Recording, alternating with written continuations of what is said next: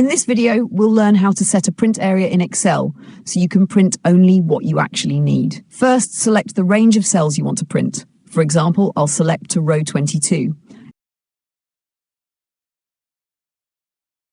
Now go to the Page Layout tab, click Print Area, and then choose Set Print Area.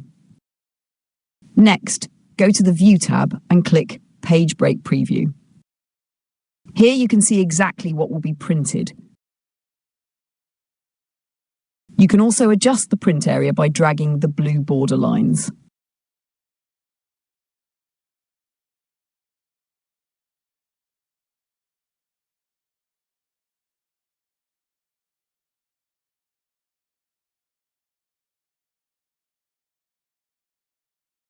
Let's check the print preview. Go to File, Print, and you'll see the selected area ready for printing.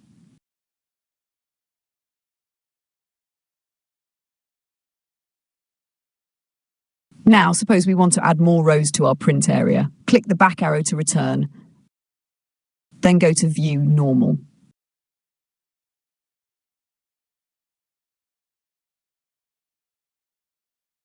Since we already selected rows up to 22, let's now select rows 23 to 30.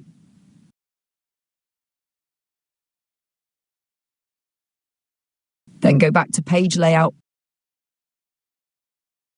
Print Area, Add to Print Area. Now if we open File, Print, we can see that the extra rows have been added successfully.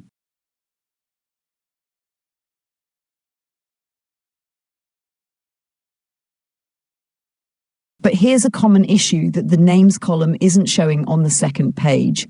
To fix this, go to Page Layout, Print Titles. In the window that appears, choose the column S you want to repeat on every page, in this case, the names column.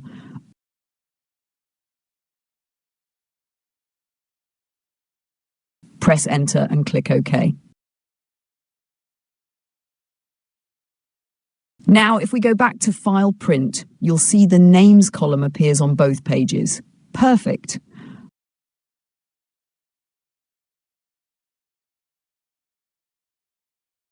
Finally, just click Print to print your selected area. And remember, when you save your file, Excel also saves the print area automatically.